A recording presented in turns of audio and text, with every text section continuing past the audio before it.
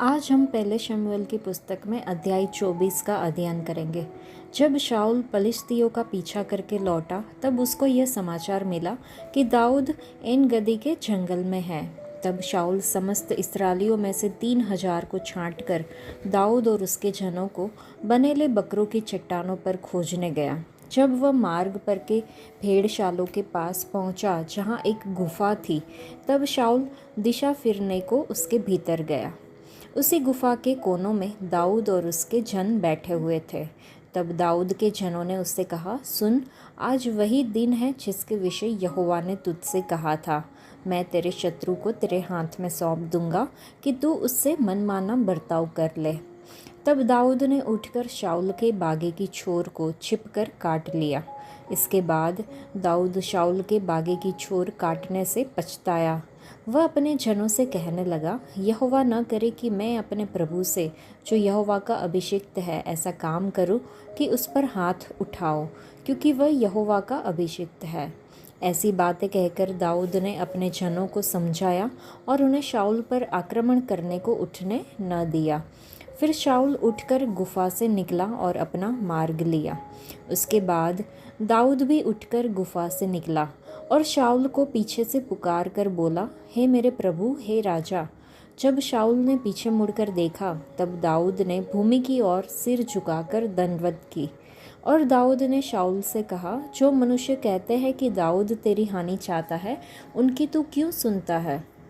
देख, आज तूने अपनी आँखों से देखा है कि यहोवा ने आज गुफा में तुझे मेरे हाथ सौंप दिया था, और किसी किसी ने तो मुझसे तुझे मार डालने को कहा था, परंतु मुझे तुझ पर तरस आया और मैंने कहा, मैं अपने प्रभु पर हाथ न उठाऊंगा, क्योंकि वह यहोवा का अभिषिक्त है। फिर हे मेरे पिता, देख, अपने बागे की छोर मेरे हाथ में देख। मैंने तेरे बागे की छोर तो काट ली, परंतु तुझे घात न किया।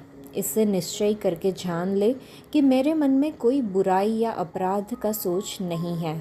मैंने तेरे विरुद्ध कोई अपराध नहीं किया, परंतु तू मेरा प्राण लेने को मानो उसका अहेर करता रहता है। यहोवा मेरा और तेरा न्याय करे, और यहोवा तुझसे मेरा बदला ले, परंतु मेरा हाथ तुझ पर न उठेगा। प्राचीनों के नीति वचन के अनुसार दुष्टता दुष्टों से होती है, परंतु मेरा हाथ तुझ पर न उठेगा। इस्राएल का राजा किसका पीछा करने को निकला है और किसके पीछे पड़ा है? एक मरे कुत्ते के पीछे, एक पिस्सू के पीछे। इसलिए यहोवा न्यायी होकर मेरा तेरा विचार करे और विचार करके मेरा मुकदमा लड़े और न्याय करके मुझे तेरे हाथ से बचाए। जब दाऊद शाऊल से ये बातें कह चुका, तब शाऊल ने कहा, हे मेरे बेटे दाऊद, क्या यह तेरा बोल है? तब शाऊल चिल्ला कर रोने लगा। फिर उसने दाऊद से कहा, तू मुझसे अधिक धर्मी है। तूने तो मेरे साथ भलाई की है, परंतु मैंने तेरे साथ बुराई की। और तूने आज ये प्रकट किया है कि तूने मेरे साथ भलाई की है, कि जब यहोवा ने मुझे तेरे हाथ में कर दिया, तब तूने मुझे घात न किया। भला क्या कोई मनुष्य अपने शत्रु को पाकर कुशल से जाने देता है? इसलिए जो तूने आज मेरे साथ किया है, इसका अच्छा बदला यहोवा तुझे दे। और अब मुझे मालूम हुआ है कि तू निश्चय राजा हो जाएगा और इस्राएल का राज्य तेरे हाथ में स्थिर रहेगा। अब मुझसे यहोवा की शपथ खा कि मैं तेरे वंश को तेरे बाद नष्ट न करूँगा और तेरे पिता के घराने में से तेरा नाम मिटा न डालूँगा। तब दाऊद ने शाऊल से ऐसी ही शपथ खाई। तब शाऊल अपने घर चला गया और दाऊद अपने जनों समेत गढ़ों में चला गया। इस अध्याय को पढ़ने के बाद हम समझ सकते हैं कि शाऊल दाऊद के पीछे पड़ गया था। शाऊल को समाचार मिला कि दाऊद इन गेदी के जंगल में छिपा है। वह 3,000 लोगों को लेकर चट्टानों के पास दाऊद को खोजने गया। खोज करते समय शाऊल खुद को राहत देने के लिए एक गुफा में गया, लेकिन उसे नहीं पता था कि दाऊद और उसके लोग गुफा के पीछे छिपे हुए थे। दाऊद के लोग चाहते थे कि वह शाऊल पर हमला करे और उसे मार डाले, लेकिन दाऊद प्रभु के अभिषिक्त को नुकसान नहीं पहुंचाना चाहता था। इसके बजाय उसने चुपचाप शाऊल के बागे का एक कोना काट लिया। शाऊल, जो अपने आसपास के माहौल से पूरी तरह अनजान था, उसने खुद को राहत दी और गुफा से बाहर निकला। दाऊद राजा शाऊल के पीछे हो लिया और उसे बुलाया और उसके आदर में दंडवत किया। उसने शाऊल को अपने बागे का एक कोना दिखाया और सबूत के तौर पर पेश किया कि उसके मन में राजा के प्रति कोई दुर्भावना नहीं है, जैसा कि कुछ लोगों ने उस पर आरोप लगाया था। दाऊद आसानी से शाऊल को मार सकता था, लेकिन उसने अवसर को अस्वीकार कर दिया। दाऊद ने परमेश्वर से विनती की कि उसके और शाऊल के बीच न्याय करे। जैसे ही दाऊद ने बोलना समाप्त किया, शाऊल का कठोर हृदय नरम हो गया। उसने मान लिया कि दाऊद उससे अधिक धर्मी है और उसने उसके विश्वासघात का बदला भलाई से दिया है। शाऊल को पता था कि दाऊद एक दिन इस्राएल में राजा बनेगा और उसने दाऊद से कहा कि जब वह सिंहासन पर बैठे तो शाऊल के वंशजों को न मारे। दाऊद ने शपथ खाई कि वह शाऊल के घराने को हानि न पहुंचाएगा। उनकी बातचीत के बाद दाऊद अपने गढ़ को लौट गया और शाऊल अपने 3,000 जनों समेत अपने घर लौट गया। हालांकि शाऊल एक व्यक्ति के रूप में आदर के योग्य नहीं था, फिर भी दाऊद ने परमेश्वर द्वारा उसे दिए गए पद के कारण उसका आदर किया। नए नियम में कई वचन मसीहियों को अपने राष्ट्रीय नेता और आध्यात्मिक नेता दोनों का सम्मान करने का आदेश देते हैं। भले ही किसी व्यक्ति का व्यक्तित्व सम्माननीय न हो, लेकिन व्यक्ति जिस पद पर है उसका सम्मान अवश्य किया जाना चाहिए। एक और चीज़, अगर हम इस अध्याय के बारे में सोचें तो 10वें वचन से हम समझ सकते हैं कि परमेश्वर के अभिषिक्त को हमें कम नहीं आंकना चाहिए, उनका मूल्यांकन हमें कम नहीं करना चाहिए, उन्हें तुच्छ नहीं जानना चाहिए। दाऊद ने राजा शाऊल की जान बचाई थी क्योंकि वह प्रभु का अभिषिक्त था। इस्राएल का राजा बनने के लिए दाऊद आसानी से शाऊल को मार सकता था। 2 बार उसे शाऊल को मारने का अवसर भी मिला, लेकिन दाऊद को शाऊल के अभिषेक के बारे में पता था और उसने अवसर को जाने दिया और उसे नहीं मारा। प्रभु का अभिषेक मतलब उस व्यक्ति के साथ प्रभु की आत्मा की उपस्थिति, सामर्थ और सांत्वना देने वाला उद्देश्य है, जो उसे परमेश्वर की योजना के प्रति समर्पित होने और उसकी महिमा करने में सक्षम बनाता है। दाऊद ने शाऊल को इस्राएल के पहले अभिषिक्त राजा के रूप में मान्यता देकर उसके अभिषेक का सम्मान दिया, जिसने उन पर परमेश्वर के प्रतिनिधि के रूप में शासन किया। इसलिए उसने शाऊल के अभिषेक का आदर किया और इसी कारण से उसने शाऊल पर हाथ नहीं उठाया।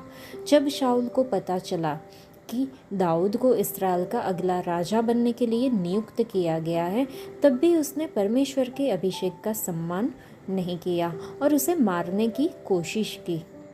क्योंकि शाऊल ने दाऊद के अभिषेक का सम्मान नहीं किया, इसलिए परमेश्वर की योजना में बाधा बन गया, जिसके परिणाम स्वरूप परमेश्वर ने उसे राजा के रूप में अस्वीकार कर दिया। तो क्या हम अपने आसपास दूसरों की कृपा और उनके अभिषेक का सम्मान करते हैं, या क्या हम शाऊल जैसे अन्य अभिषिक्त जनों से ईर्ष्या करते हैं और उनका विरोध करते हैं? यह हमें सोचना होगा। परमेश्वर ने लोगों को एक दूसरे का विरोध करने के लिए नहीं, बल्कि एक दूसरे के पूरक बनने के लिए नियुक्त और अभिषेक किया है। हमें अपने मिशन को पूरा करने के लिए अक्सर दूसरों के अभिषेक की आवश्यकता होती है। इस्राएल के राजा के रूप में 2 व्यक्तियों का अभिषेक किया गया, एक राजा शाऊल और दूसरा दाऊद था। यद्यपि शाऊल सिंहासन पर बैठा, परंतु परमेश्वर ने उसकी अवज्ञा के कारण, आज्ञा उल्लंघन के कारण शाऊल से सिंहासन छीनने के लिए दाऊद का अभिषेक किया था। हमारे जीवन में भी हम राज्य सिंहासन के 2 विकल्प को देखते हैं। हम या तो परमेश्वर को या संसार को बैठा सकते हैं। यह इस बात पर निर्भर करता है कि हम किसके सेवक के आदेशों का पालन करने के लिए खुद को समर्पित करते हैं। परमेश्वर को राजासन पर राज करने देने से हमें अनंत जीवन मिलता है और संसार को राज करने देने पर हमें अनंत मृत्यु मिलती है। अवज्ञा के कारण परमेश्वर की आत्मा ने शाऊल को छोड़ दिया और उसका पतन शुरू हो गया, जबकि दाऊद प्रभु के प्रति वफादार रहा। इसलिए परमेश्वर ने उसे राजा के रूप में चुना और उसे सिंहासन पर बिठाया। यदि शाऊल ने दाऊद को अपने योग्य उत्तराधिकारी के रूप में स्वीकार किया होता तो उसका शासनकाल लंबा और गौरवशाली होता। तो चलिए हम देखें कि हमारे जीवन के सिंहासन पर हमने किसको बिठाया है, परमेश्वर को या फिर संसार को। हमारे लिए सीखने के लिए यहाँ पे 3 चीज़ें हम देख सकते हैं। एक तो परमेश्वर का अभिषेक उनकी उपस्थिति, शक्ति, उद्देश्य और उनकी इच्छा का प्रतीक है। दूसरा, दूसरों के ऊपर परमेश्वर के अभिषेक को कम नहीं समझना चाहिए। और तीसरा, लोगों पर परमेश्वर का अभिषेक प्रशंसा करना है, न कि एक दूसरे के पूरक अभिषेक का विरोध करना। इसी वचन से हम एक और चीज़ देखते हैं कि दाऊद राजा शाऊल से बात कर रहा था। शाऊल दाऊद को मारने की कोशिश कर रहा था, लेकिन एक दिन दाऊद के पास अपना बदला लेने का पूरा मौका था। शाऊल एक गुफा के अंदर गया जहां दाऊद और उसके आदमी छिपे हुए थे। दाऊद के आदमियों ने उसे यह कहकर शाऊल को मार डालने के लिए उकसाया कि परमेश्वर ने शाऊल को उसके हाथ में कर दिया है, लेकिन दाऊद ने अलग रास्ता चुना। दाऊद के मन में शाऊल के प्रति आदर था कि शाऊल को परमेश्वर ने राजा बनने के लिए चुना था, भले ही शाऊल दाऊद का पीछा करके गलत कर रहा था। मामलों को अपने हाथों में लेने के बजाय दाऊद ने परमेश्वर पर भरोसा रखा। उसका मानना था कि शाऊल को चोट पहुंचाना उसकी वह जगह नहीं थी, लेकिन उस मामले को परमेश्वर के हाथ में छोड़ देना था। यह निर्णय केवल एक क्षणिक आवेग नहीं था, यह परमेश्वर के अधिकार के लिए दाऊद की गहरी इच्छा में निहित एक जानबूझकर लिया गया निर्णय था। शाऊल की जान बचाकर दाऊद ने दया, क्षमा और परमेश्वर के प्रति आज्ञाकारिता दिखाई। दाऊद को भरोसा था कि परमेश्वर के पास उसके जीवन के लिए एक योजना है। उसे जल्दबाजी करने या मामले को अपने हाथ में लेने की ज़रूरत नहीं थी। तो चलिए हम अपने जीवन में परमेश्वर के समय की प्रतीक्षा करें। कभी कभी धैर्य रखना कठिन होता है, लेकिन परमेश्वर जानते हैं कि हमारे लिए सबसे अच्छा क्या है। एक और चीज़ हम देख सकते हैं कि दाऊद शाऊल को जीवन दान देता है। दाऊद ने परमेश्वर पर भरोसा रखा और शाऊल पर बड़ी दया की। वो जानता था कि परमेश्वर धर्मियों और विश्वासियों को आशीष देते हैं। वह हत्या या विद्रोह के माध्यम से सिंहासन हासिल करना नहीं चाहता था, क्योंकि शाऊल यहोवा का अभिषिक्त था। जब भी हम व्यक्तिगत बदला लेने के लिए प्रलोभित होते हैं, तो चलिए हम उस भावना को परमेश्वर के हाथ में सौंप दें और भरोसा रखें कि वो करने में सक्षम है जो हमारे लिए सही है। जब हम इसे परमेश्वर पर छोड़ देंगे तो वह हमें हमारे शत्रुओं से बचाएंगे। जब शाऊल के साथ उसके रिश्ते की बात आती है तो हम दाऊद को भी ऐसा ही करते हुए देखते हैं। परमेश्वर सर्वोच्च है और सब कुछ उसके नियंत्रण में है। जब हम सब कुछ परमेश्वर के हाथ में छोड़ देते हैं तो जीवन आसानी से निकल जाता है। शाऊल ने विभिन्न तरीकों से दाऊद के प्राण की कठोर खोज की थी। जब दाऊद को शाऊल को मारने का मौका मिला तो उसने दया करके उसकी जान बचा ली। यहाँ तक कि जब उसने शाऊल के बागे का किनारा काट दिया, तब भी दाऊद का हृदय उसे बेचैन कर रहा था। ऐसा था उनका कोमल हृदय। यह शायद एक कारण है कि परमेश्वर दाऊद को अपना पसंदीदा व्यक्ति मानते हैं। उसने तर्क दिया कि वह शाऊल पर हाथ नहीं उठा सकता क्योंकि वह यहोवा का अभिषिक्त था। साथ ही दाऊद ने अपने आदमियों को भी डांटा और उन्हें शाऊल पर हमला करने की अनुमति नहीं दी। दाऊद अपने आदमियों को शाऊल को मारने की इजाज़त दे सकता था और उसने खुद को माफ़ कर दिया होता, केवल अपने आदमियों पर दोष डालकर। वह यहोवा का भय मानता था। वो जानता था कि परमेश्वर ने शाऊल का राजा के रूप में अभिषेक किया है, इसलिए उसने शाऊल को परमेश्वर की दया पर छोड़ दिया। परमेश्वर ने पहले ही इस्राएलियों से कहा था कि पलटा लेना और प्रतिशोध लेना मेरा काम है। अपने शत्रुओं से निपटते समय हमें प्रभु यीशु मसीह के शब्दों को याद रखना चाहिए। उन्होंने कहा, परंतु मैं तुमसे कहता हूँ कि अपने शत्रुओं से प्रेम करो और जो तुमको सताते हैं उनके लिए प्रार्थना करो। नीति वचन में भी हम देख सकते हैं कि लिखा है, यदि तुम्हारा शत्रु भूखा हो तो उसे भोजन खिलाओ और यदि वह प्यासा हो तो उसे पानी दो।